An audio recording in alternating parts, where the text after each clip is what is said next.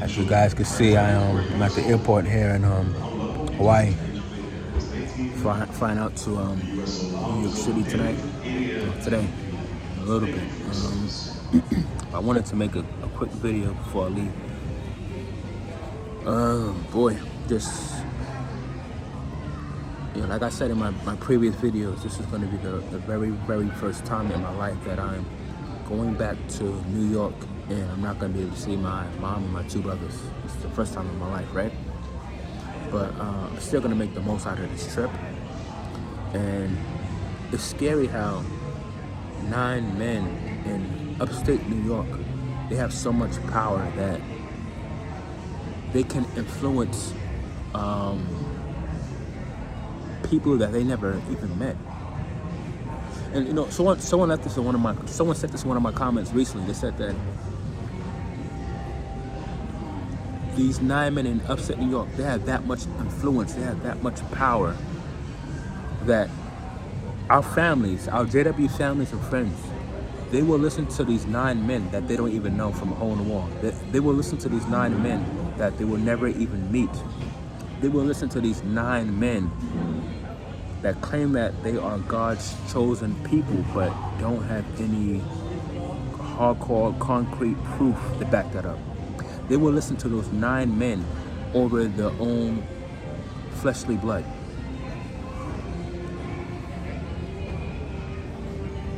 So when I say that this organization, when you wake up from the cult or Jehovah's Witnesses, it is like being trapped in a Twilight Zone nightmare.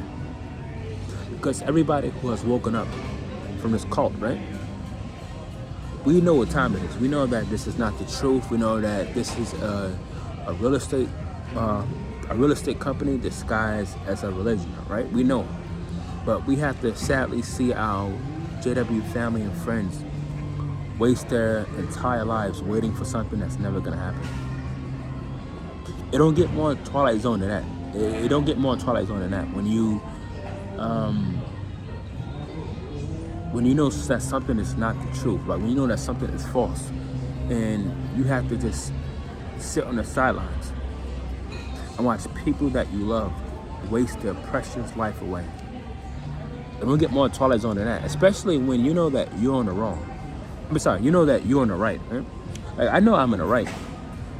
That's why I'm able to make these videos. That's why I'm able to put my voice out there. That's why I'm able to, put myself on social media talking about the Jehovah's Witnesses, because I know I'm in the right. And all these people have to do is hear me out and do their own research. It's that simple. That's all any Jehovah's Witness have to do, is do their own research, and they will see that all of us ex-members, we're not lying. But they're so naive and they're so ignorant, right? But I try my best not to dwell on it too much, because life has to go on, right? And here I am at the airport making a video, but life has to go on. And that being said, it's gonna be a bittersweet feeling going back to New York and not seeing my mom and my brother, right? It's a bittersweet feeling, because I keep reminding myself that the reason why that they're not talking to me is because I stood my ground and I told them, said, guys, I love you, but this is not the truth. This ain't it. And I would never regret the decision that I made coming out as a full-blown apostate, right? I'm not going to just keep my mouth shut and let my family waste their lives away without me saying my 2 cents. But for all of you that have woken up, all of you that are being shunned one way or another, right? You could be soft shunned from being inactive, or you can be full-blown shunned like I am from coming out and saying, hey, this is not the truth. But for all of you who know that this is not the truth, all of you who are being shunned, just know that we are not in this battle alone. Know that there are ex-members all around the world, and every country that there's witnesses, there are PIMOs, there are ex-witnesses out there too. So you guys just keep in mind, you are not alone. Even though it may feel like you are alone, you are not alone, right? So yeah, I'm gonna make the most out of this trip. I'm gonna be on the road for the next 2 weeks. I'm going to 6 different cities, 5 different states, and I'm gonna make the most out of this trip. Because we have one life to live. And yes, it does hurt. I'm gonna go back to New York. My family's not gonna talk to me, but I also have to look at the positive. I have cousins, I have aunts, I have EXJWs, I have people who've never been in an organization that care about me, that love me, that I'm gonna spend some quality time with. People that actually love me for who I am, right? You can't put a price on that. So I'm blessed, like,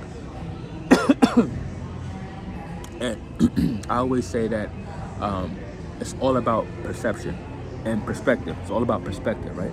How you view things. You can either cry in the rain or you can learn how to dance in a storm. You're gonna get wet either way, right? But it's all about how you view things while you're dealing with the storm, right? Like I said, it's not a pretty feeling being shunned by your family and friends. It's never a pretty feeling, especially your family, right? But the positive is that you are gonna meet people out there that actually love you for who you are.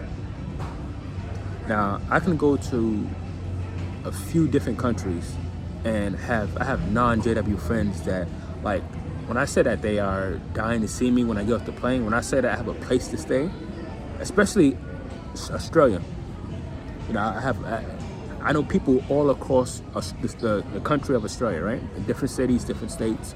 My friends out there love me to death when I go out there, right? Even here in America, I have friends that love me. And I said to myself, on one end, I lost my mom and my brother, right? I lost my 2 brothers, but I lost my family on one end, my immediate family. But on the other end, I have to think about all the people that do care about me that isn't my family, right? So family is what you make of it. Family is what you make of it. And I learned that throughout the last year and a half, 2 years or so, right? I learned that family is what you make of it. It's not always your blood. Sometimes your blood family, and I hate to say this, it pains me to say this, but sometimes your blood family could turn out to be the last people on earth that you actually need on your side. Sometimes your blood family, they could be toxic, right? Especially in this organization. But family is what you make it. So I'm out here, about to jump on this plane. Part of me is a bit distraught. Part of me, only because, like I said, my mom, and the person who brought me in this world, doesn't want to talk to me because she wants me to live in La La Land, the land of make-believe, and pretend like the governing body leaders are really God-chosen people. She wants me to believe that a paradise is really about to happen. She wants me to believe that elders are handpicked by God, when all that shit is bullshit, right? So I'm not gonna play the land of make-believe. I'm not gonna be fake. I'm not gonna be phony just to keep my family. I'm not doing it. So I don't mind being shunned. And on the flip side, I have EXJWs that love me. I have worldly non-believers from when I was inactive for all those years, the people that love me unconditionally. I have my relatives, my cousins, my aunts, right? I have people in other countries that love me. So those of you that are being shunned, keep in mind, you are not alone. Even if you feel like you are alone, you're not alone. You're never alone. You have a whole entire EXJW community out there. And now you have time to meet people that actually love you for who you are and not for who your JW family and friends want you to be. The hell with that fiction. Life is too short to be fake. Life is too short to be around phony, superficial people that only want to love you, that only want to care about you, that only want to talk to you if you believe in what they believe in. Life is way too short for that. So guys, my flight's about to board pretty soon, but I just wanted to make this video real quick. I love all of you guys. Keep in mind, family is what you make. It's not the people who you were brought in this world with, right? Family is not the people who you was brought in this world with. Family is the people who you make your family. The people who are closest to you. The people who love you for you. The people who accept you for who you are, flaws and all. Despite your religious beliefs, that's your family. You get to choose your family. It's all about your perspective and how you view things. Yes, we may lose our family and friends from the JW organization, but like I said, you now get a chance to meet people out there who can love you for who you really are. And if you ask me, you can't put a price on that. Finding people that love you for who you are and not for what you believe in, that is priceless. That is priceless. Guys, as always, I love you, and hope everybody is enjoying their weekend. Well, today's Friday, but I hope everybody enjoys their weekend, and I will see you guys in the next video. Take care.